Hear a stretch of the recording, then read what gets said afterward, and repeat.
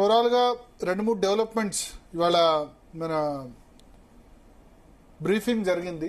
విదేశాంగ మంత్రిత్వ శాఖ ప్లస్ సేమ్ మన డిఫెన్స్ నుంచి కూడా జరిగిన దాని ప్రకారం ఒక 2-3 ఆశ్చర్యకర విషయాలు. ఒకటేంటంటే పాకిస్తాన్ టర్కీకి సంబంధించిన డ్రోన్స్ ని వాడుతున్నట్టుగా తెలుస్తుంది ఒకటి. అవన్నీ కూడా చాలా చీప్ డ్రోన్స్. రెండవది ఆశ్చర్యకరమైన విషయం ఏంటంటే సివిలియన్ అంటే పౌరులు ప్రయాణించే విమానాల్ని వాడుకొని పాకిస్తాన్ మొత్తం ఎయిర్ స్పేస్ క్లోజ్ చేశాం, అసలు ఏ విమానాలు నడపట్లేదు. నిన్న చూస్తే పాకిస్తాన్ ఎయిర్ స్పేస్ లో కేవలం 3-4 విమానాలే ఉన్న పరిస్థితి. సో వాళ్ళు ఎయిర్ స్పేస్ క్లోజ్ చేసి సివిలియన్ విమానాలని నడపట్లేదని చెబుతూ దాన్ని షీల్డ్ గా, దాన్ని రక్షణ కవచంగా యూజ్ చేసుకుని దాడులు చేస్తున్నారు. ఎందుకు ఈ విధంగా చేస్తున్నారు అంటే ఆ రక్షణ కవచంగా యూజ్ చేసుకుని దాడులు చేస్తుండడానికి ప్రధాన కారణం ఆ కారణం ఏంటంటే ఒకవేళ మనం ఏమైనా పాకిస్తాన్ సంబంధించిన విమానాలని కూల్చేసామనుకోండి, సివిలియన్ విమానం కూల్చేస్తుంది అనుకోండి, రేపు అంతర్జాతీయ సమాజం నుంచి ఏమొస్తుంది, ఒక పౌర విమానాన్ని అంటే ఏరోప్లేన్ ని వీళ్ళు కూల్చారు, పౌరులు ప్రయాణించే విమానాలను వీళ్ళు కూల్చారు అని చెప్పి అంతర్జాతీయ సమాజం నుంచి ఒత్తిడి తీసుకురావాలన్నది పాకిస్తాన్ టాక్టిక్స్. దీన్ని ఏమంటారంటే మన దానిలో అదే చాలా కన్నింగ్ అంటారు కదా, కన్నింగ్నెస్ ను పాకిస్తాన్ వాడుతోంది. అంటే ఇప్పుడు ఎట్ ది మూమెంట్ ఇప్పుడు ఈ నిమిషం చూసినా సరే పాకిస్తాన్ సంబంధించి ఒక 5-6 విమానాలు మాత్రమే కనబడుతున్నాయి మొత్తం పాకిస్తాన్ గగనతలంలో. సో ఈ 5-6 విమానాలు వాళ్ళు ఏం చెప్తున్నారు, మేము సివిలియన్ యుద్ధ విమానాలు, సివిలియన్ అంటే విమానాలు మొత్తం కూడా రద్దు చేశారు పాకిస్తాన్లో. ఇప్పుడు ఒక్క విమానం కూడా తిరగట్లేదు. మనం మాత్రం 24 ఎయిర్పోర్ట్లో పాకిస్తాన్ సరిహద్దులో ఉన్న విమానాలని మాత్రం మనం రద్దు చేశాం. ఒకసారి ఇప్పుడు మనం కనుక లైవ్ లో చూస్తే ఎన్ని విమానాలు తిరుగుతాయి, ఒక 6-7-8కు మించి పాకిస్తాన్లో విమానాలు తిరగని పరిస్థితి మనకు కనిపిస్తోంది. సో మ్యాక్సిమం 6 or 7 మాత్రమే ఉంటాయి ఇక్కడ ఈ విమానాలు. కనుక చూసుకుంటే ఫ్లైట్ రాడార్ 24లో మనకి క్లియర్ గా కనబడుతుంది ఎన్ని విమానాలు ఉన్నాయి, ఎంత టోటల్ గా ఎన్ని విమానాలు తిరుగుతున్నాయని. సో వాళ్ళు ఏం చేస్తున్నారంటే సో అక్కడ స్క్రీన్ మీద మనం చూడొచ్చు. సో పాకిస్తాన్ లో తిరుగుతున్నాయి ప్రస్తుతం చాలా తక్కువ విమానాలు. పాకిస్తాన్ లో అక్కడ క్లోజ్ గా వెళ్తే, పాకిస్తాన్ వైపు క్లోజ్ గా వెళ్తే పాకిస్తాన్ సరిహద్దులో మనం అన్ని విమానాశ్రయాలు మూసేసాం, 23-24 విమానాశ్రయాలు మూసేసాం. అటువైపు పాకిస్తాన్ వైపు వెళ్తే చూడండి ఎన్ని 5-6 మాత్రమే మొత్తం దేశం మొత్తం మీద కనబడుతున్నాయి. ఈ 5-6 విమానాలు అన్ని కూడా వాళ్ళు ఏం చెప్పారంటే మేము అసలు విమానాలు తిరగట్లేదు, మొత్తం క్లోజ్ చేసామని చెప్తున్నారు. అయితే సివిలియన్ అంటే ఇప్పుడు మిగతా మన దేశంలో ఉన్నాయని కూడా Hyderabad to Delhi, Hyderabad to Mumbai, Hyderabad to Bengaluru, ఇవన్నీ కూడా విమానాలు నడుస్తున్నాయి కదా, వాటిని షీల్డ్ గా అంటే రక్షణ కవచంగా వాళ్ళు వాడుకుంటున్నారు. పర్ సపోజ్ మన వాళ్ళు దాని మీద అటాక్ చేశారనుకోండి, ఈ డ్రోన్ దాడులకు కూడా సివిలియన్ యుద్ధ విమానాలను వినియోగిస్తున్నారు పాకిస్తాన్ ఎయిర్లైన్స్ కు సంబంధించి. జస్ట్ లైక్ మన ఇండియన్ ఎయిర్లైన్స్ లాగా పాకిస్తాన్ ఎయిర్లైన్స్ కూడా, వాళ్ళకి పాకిస్తాన్ ఎయిర్లైన్స్ ఉంది, వాటితో వాడి డ్రోన్ అటాక్ చేస్తున్నారు. మనం రివర్స్ అటాక్ చేసి ఆ విమానం గనక అదైతే గనక ప్రపంచ దేశాల ముందు ఏం చెప్తారంటే ఒక మా పౌరులు వెళ్తున్న విమానాన్ని టార్గెట్ చేశారు. సో దట్ ఇన్నోసెంట్ పౌరులు, మన ఉద్దేశం ఏంటి ఇంతకుముందు మేజర్ చెప్తున్నట్టు కదా, ఇన్నోసెంట్ సివిలియన్స్ అమాయకులైన ప్రజలు దీనిలో నష్టపోరాదు అని చెప్పి మనం కేవలం టెర్రరిస్ట్ వాటిని మాత్రమే టార్గెట్ చేస్తున్నాం. కానీ వాళ్ళు సామాన్య పౌరుల్ని టార్గెట్ చేస్తున్నారు. రాజౌరి గాని పూంచ్ సెక్టార్ లో వాళ్ళు కాల్పులు జరుగుతుంటే గనక ఆ విధంగా జరుగుతుంది. ఇప్పుడు ఏదన్నా సివిలియన్ విమానం పడిపోయింది అనుకోండి, పౌరులు ప్రయాణిస్తున్న విమానాన్ని గనక సేమ్ డ్రోన్ యూజ్ చేస్తున్నారు కాబట్టి దాన్ని మనం కూల్చామనుకోండి, రేపు ఏం చేస్తారు, ఒక విమానంలో ఉన్న 150 మంది 200 మంది చనిపోయారు, దానికి భారత ప్రభుత్వం దీన్ని కూల్చింది అని చెప్తారు. అంటే ఫేక్ న్యూస్ కాదు, నిజంగా వాళ్ళ ప్రజల ప్రాణాలు కూడా పనంగా పెడుతున్నారు. వాళ్ళు పౌరుల ప్రాణాన్ని ఎవరు కూడా పనంగా పెట్టరు కదా. అందుకోసమే మన పౌరుల ప్రాణాన్ని ప్రణంగా పెట్టినందుకే మనం పాకిస్తాన్ బార్డర్ లో 24 ఎయిర్పోర్ట్లో ఇప్పుడు ఒక్క విమానం కూడా ఎగరట్లేదు. అమృత్సరు, జమ్మూ, మీకు పఠాన్కోట్ 24 ఎయిర్పోర్ట్లు దగ్గరలో ఉన్న వాటన్నిటి కూడా మనం మూసేసాం. సో దట్ మన పౌరులు ఎవరికి నష్టం జరగకూడదు. అంటే వాళ్ళ పౌరుల ప్రాణాల మీద కూడా తీపి లేదు. పౌరుల ప్రాణాలు పోయినా పర్లేదు, భారత్ను బ్లేమ్ చేయాలి. ఎందుకంటే ఇప్పటి వరకు ప్రపంచ దేశాలు అన్ని కూడా మనకు ఎందుకు దన్నుగా నిలిచాయంటే మనం టెర్రరిస్టులను మాత్రమే టార్గెట్ చేస్తాం. ఎప్పుడైతే సామాన్య పౌరుల ప్రాణాలు అవుతాయో అప్పుడు అంతర్జాతీయ సమాజం సామాన్య పౌరుల ప్రాణాలు పోవద్దు అంటది కదా. ఇప్పుడు పాలస్తీనా ఇజ్రాయెల్ విషయంలో కొన్ని సందర్భాల్లో సామాన్య పౌరులు కూడా చనిపోతున్నారు. సో ఇప్పుడు టర్కీ కాకుండా ఎవరు కూడా మద్దతు పలకలేదు పాకిస్తాన్కి. అంతర్జాతీయ సమాజం నుంచి పూర్తిగా మద్దతు కరువైపోయిన పరిస్థితి. సో అందుకని ఈ విమానాల్ని హ్యూమన్ షీల్డ్ గా, మానవ బాంబులుగా, రక్షణ కవచాలుగా వినియోగించుకొని ఈ విధంగా పాకిస్తాన్ చేస్తున్న పరిస్థితి. టర్కీ పాత్రని ఇక్కడ చెప్పుకోవాలి. టర్కీలో అక్కడ ఎడగాన్ ఉన్నాడు, అతను ఫండమెంటలిస్ట్, ఇస్లాం ఫండమెంటలిస్ట్, మతం కోసం మారణ హోమం చేసిన వ్యక్తి. అతను తప్ప ఎవరు సపోర్ట్ చేయట్లేదు. సౌదీ అరేబియా, దుబాయ్, ఇవన్నీ కూడా సౌదీ అరేబియా, యుఏఈలో part of major countries, Kuwait, Iran నుంచి కూడా కొంత తీసుకుంటారు, బట్ డైరెక్ట్ గా సపోర్ట్ చేయట్లేదు. ఇరాక్, ఏవైతే ఆర్గనైజేషన్ ఆఫ్ ఇస్లామిక్ కంట్రీస్ లో మేజర్ కంట్రీస్ ఏవైతే ఉన్నాయో వాటి నుంచి పాకిస్తాన్ సపోర్ట్ రావట్లేదు.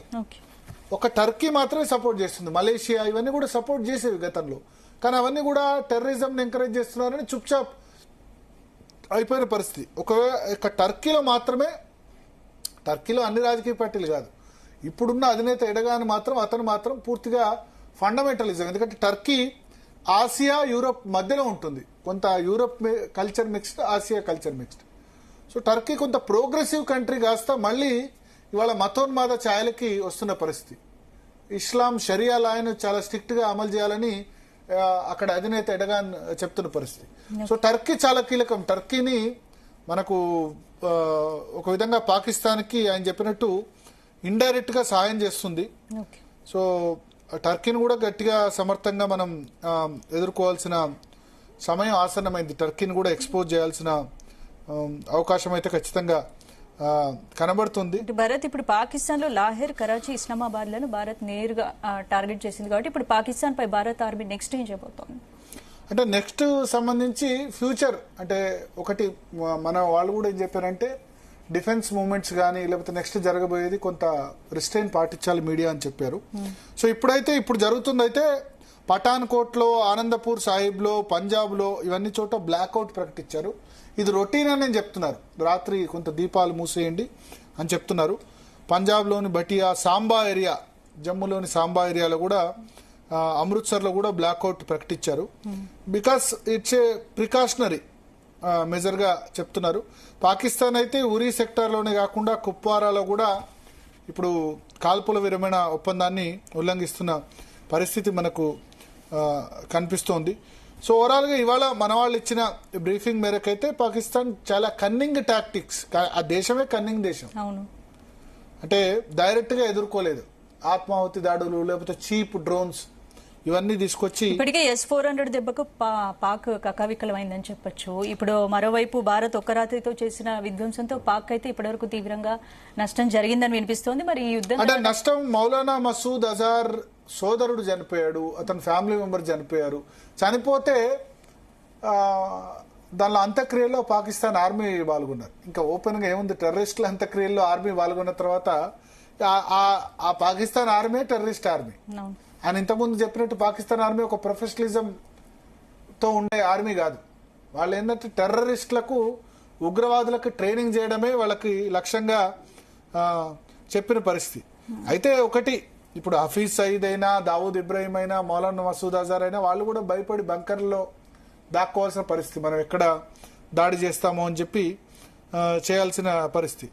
సో మొత్తానికి ఇప్పుడు ప్రధానమంత్రి నరేంద్ర మోడీ ముగ్గురు ట్రై సర్వీస్ చీఫ్స్ అంటే త్రివిధ దళాధిపతులు, తర్వాత చీఫ్ ఆఫ్ డిఫెన్స్ స్టాఫ్తో సమావేశమయ్యారు.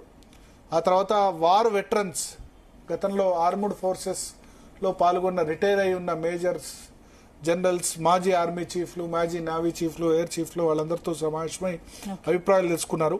అయితే భారత ప్రభుత్వం ఒకటి చేస్తుంది,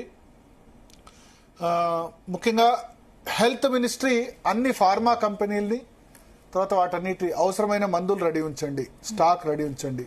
పంజాబ్ కానీ, రాజస్థాన్ కానీ, గుజరాత్ కానీ, జమ్మూ కాశ్మీర్ బార్డర్ ఏరియాస్ లో సరైన మందులు ఉంచాలి, డాక్టర్ అవైలబిలిటీ కూడా ఉండాలి, అంటే ఎటువంటి ఈవెంచువాలిటీకైనా సిద్ధంగా ఉండాలి.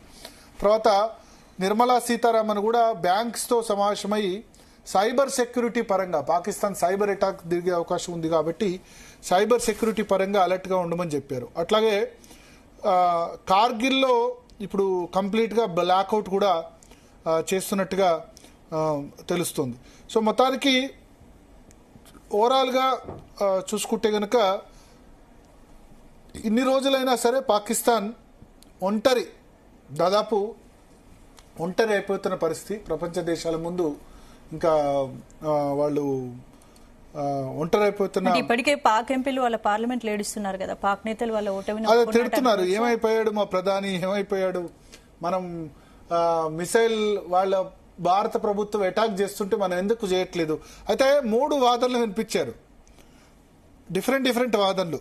అంటే మనం అటాక్ చేస్తే, డ్రోన్స్ తో అటాక్ చేస్తే వాళ్ళు నిన్న మన డిఫెన్స్ సిస్టమ్ ఏమో పూర్తిగా అడ్డుకుంది S-400 కదా, కానీ వాళ్ళు అడ్డుకోవడానికి వాళ్ళ దగ్గర రిసోర్సెస్ లేవు. సో దానికి 2-3 రీజన్స్, డిఫరెంట్ రీజన్స్ చెప్పారు. మొన్న ఒక రీజన్ చెప్పారు, నిన్న ఒక రీజన్ చెప్పారు, ఇవాళ ఒక రీజన్ చెప్పిన పరిస్థితి. అంటే రోజుకో రీజన్ చెప్తున్నారు. మొన్నేం చెప్పారు, మేము దానికి సంబంధించి ఏదైతే మన మీద ఈ అటాక్ దానికి సంబంధించి 2-3 రీజన్స్. ఒకటి, ఇండియా నుంచి డ్రోన్స్ ఏవైతే చేశారో అన్నిటిని కూడా మేము షాట్ డౌన్ చేశాం. All drones launched by India, వాటన్నిటిని కూడా కూల్ చేశామని చెప్పి inter services public relations DG Ahmed Sharif 8వ తేదీ చెప్పారు. మళ్ళీ 8వ తేదీ రెండో స్టేట్మెంట్ ఏంటంటే, these drones came at an altitude of 35,000 feet, 35,000 అడుగుల కంటే ఎక్కువ ఎత్తులో డ్రోన్స్ వచ్చాయి. So they definitely had some advanced technology, maybe something like stealth, advance టెక్నాలజీతో వచ్చాయి అని చెప్పి ఖ్వాజా ఆసిఫ్ పాకిస్తాన్ రక్షణ మంత్రి మళ్ళీ స్టేట్మెంట్ మార్చారు. చాలా ఎత్తులో వచ్చాయి కాబట్టి మేము దాన్ని ఎదుర్కోలేకపోయాను. మళ్ళీ వాళ్ళ పార్లమెంట్లో ఏం చెప్తారంటే, we didn't intercept Indian drones because we didn't want to leak our locations. నిన్న వాళ్ళు డ్రోన్ అటాక్ చేస్తే మనం దాన్ని ఇంటర్సెప్ట్ చేసాం, S-400 వచ్చి దాన్ని ఆపేసింది. సరే, ఇప్పుడు మన మేజర్ చెప్పారు, అది పిచ్చుక మీద బ్రహ్మాస్త్రం. S-400 అనేది మిసైల్స్ మీద వాడాలి, డ్రోన్స్ మీద వాడాల్సిన అవసరం లేదు. కానీ మన లక్ష్యం ఏంటంటే చిన్న ప్రాణ నష్టం కూడా జరగకూడదు. వాళ్ళు అక్కడ ప్రాణ నష్టం జరిగినా దాన్ని ఎదుర్కోలేని పరిస్థితి అక్కడ. సో ఆయన ఇవాళ ఏం చెప్పారు, అది ఆ డ్రోన్స్ని మేము ఎందుకు కూల్చేయలేదంటే, దాన్ని ఎందుకు ఆపలేదంటే, because we didn't want to leak our locations. ఆ లొకేషన్స్ ఆ డ్రోన్స్ ద్వారా తెలుస్తాయి కాబట్టి మేము దాన్ని చెప్పలేదని చెప్పారు. సో 3 రోజుల్లో 3 విధంగా మాట్లాడారు. అంటే మనం డ్రోన్ అటాక్ చేస్తే ఇప్పుడు యుద్ధ తంత్రం పూర్తిగా మారిపోయింది. ఇంతకుముందు ఏంటంటే ఆయన చెప్పినట్టు గుర్రాల మీద, ఒంటల మీద వెళ్ళి డైరెక్ట్ గా వార్ చేసుకునేవాళ్ళు. ఇప్పుడు అట్లా కాదు, డ్రోన్స్ ద్వారా ప్రాణ నష్టం లేకుండా అవతల వాళ్ళని చంపే విధంగా ప్లాన్ చేస్తున్నారు. సో మనం డ్రోన్ వేస్తే వాళ్ళు ఇంటర్సెప్ట్ చేయలేకపోతున్నారు, బట్ వాళ్ళు డ్రోన్ వేస్తే మనం ఇంటర్సెప్ట్ చేస్తున్నాం. అక్కడే తేడా. అంటే పాకిస్తాన్ లో పౌరులు చనిపోవాలి, పాకిస్తాన్ పౌరులకు ఇంకా కోపం రావాలి భారతదేశం మీద, దానిలోంచి ఉగ్రవాదులు పుట్టుకురావాలి. ఆ టార్గెట్ ఏంటంటే వాళ్ళకి భారత్ మీద కోపం ఎప్పుడూ ఉండాలి. ఆ కోపంతో మాకు ఇస్లాంకి ఏదో హాని చేస్తున్నారు, ఇస్లాంకు వ్యతిరేకమైన ఉద్దేశంతో జిహాదీలు తయారు చేయాలి, వాళ్ళు వచ్చి ఇక్కడ ఆత్మాహుతి దళాలకు సిద్ధం కావాలి. ఇది పాకిస్తాన్ టార్గెట్. బట్ మన దేశం టార్గెట్ ఒక్క ఇన్నోసెంట్ సివిలియన్ కూడా, ఒక్క పౌరుడికి కూడా నష్టం జరగకూడదు, ఒక్క మన భద్రతా బలగాలకు కూడా నష్టం జరగకూడదు అన్నది మన టార్గెట్. ఉగ్రవాదాన్ని మాత్రమే హత్యం చేయాలని. ఇప్పుడు చూస్తే పాకిస్తాన్ అయితే యుద్ధం కంటిన్యూ చేసేలా లేదు. ఈ యుద్ధం తర్వాత పాకిస్తాన్ పరిస్థితి ఏంటి? యుద్ధం నుంచి పాకిస్తాన్ పారిపోతుందా, పోరాడుతుందా?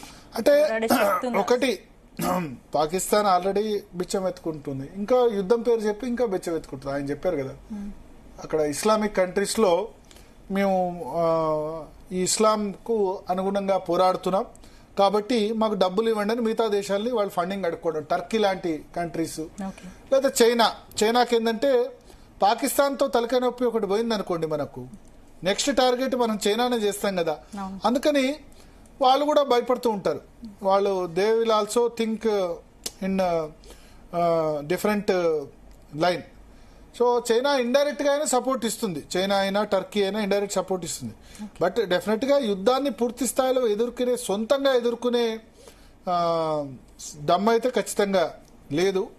సో అదైతే మనం చూడాలి. తర్వాత మనకు సమాచారం అందుతోంది మళ్ళీ సైరన్ కానీ బ్లాస్ట్ సౌండ్ కూడా